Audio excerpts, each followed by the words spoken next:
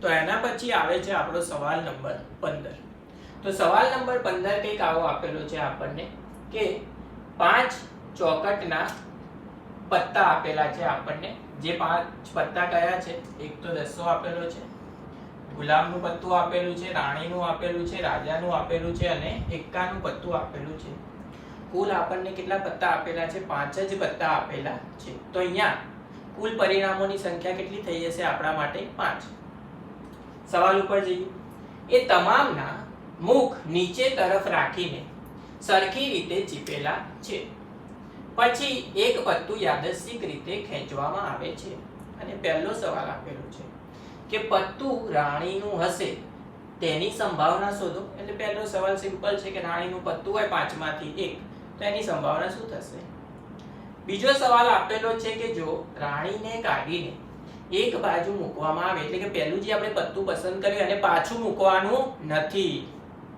અત્યાર સુધી આપણે જેટલા સવાલ જોયા એમાં શું કરતા હતા? પત્તા પાછા મૂકી દેતા હતા, પણ અહીંયા એવું કરવાનું નથી.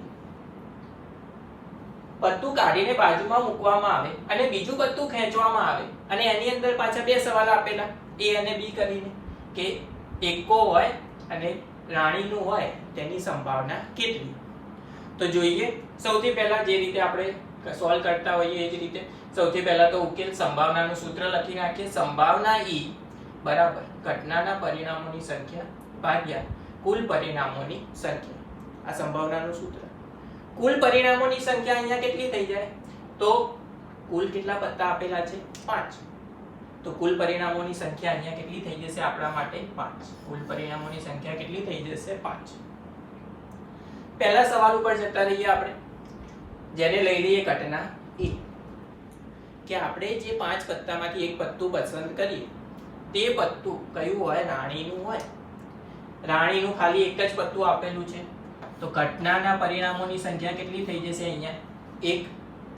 સંભાવના, તો સંભાવના A બરાબર ઘટનાના પરિણામોની સંખ્યા 1 ભાગ્યા કુલ પરિણામોની સંખ્યા 5. એટલે જવાબ થઈ જશે આપણો 1/5.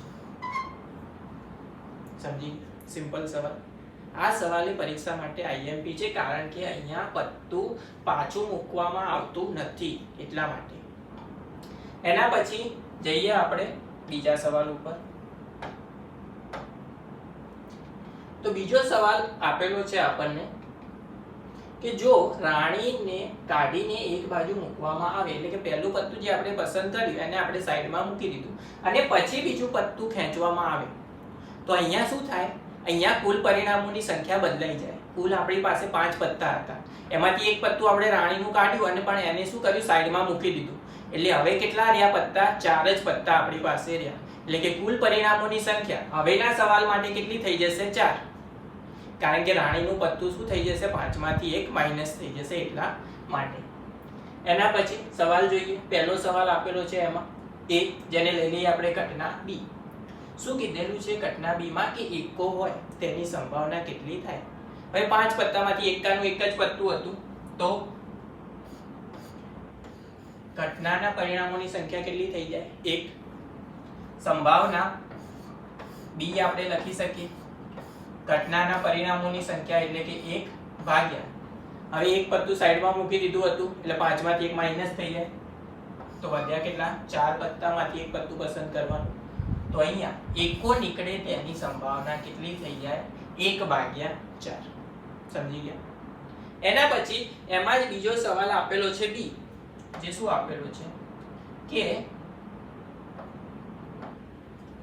ઘટના આપણે લઈ લઈએ એને C, કે રાણીનું પત્તું હોય. હવે જે 4 પત્તા વધ્યા હતા એમાં જે 5 પત્તા હતા એમાંથી આપણે જે પહેલું પત્તું પસંદ કર્યું હતું રાણીનું, એનું આપણે સાઈડમાં મૂકી દીધું હતું. એટલે કે હવે જે 4 પત્તા વધ્યા એમાં રાણીનું પત્તું તો હશે જ નહીં. એનો મતલબ કે રાણીનું પત્તું ના હોય તો રાણીનું પત્તું આપણે પસંદ કરીએ તેવું શક્ય નથી. તો આ જે ઘટના છે એ કેવી ઘટના થઈ જશે? અહીંયા અશક્ય ઘટના. કઈ ઘટના થઈ જશે? અશક્ય ઘટના અહીંયા થઈ જશે. અને આપણને ખબર છે કે અશક્ય ઘટનાની સંભાવના કેટલી થાય? 0. તો અહીંયા જે ત્રીજો સવાલ આપેલો છે તેની સંભાવના કેટલી થઈ જશે? શૂન્ય. કેટલી થઈ જશે? શૂન્ય.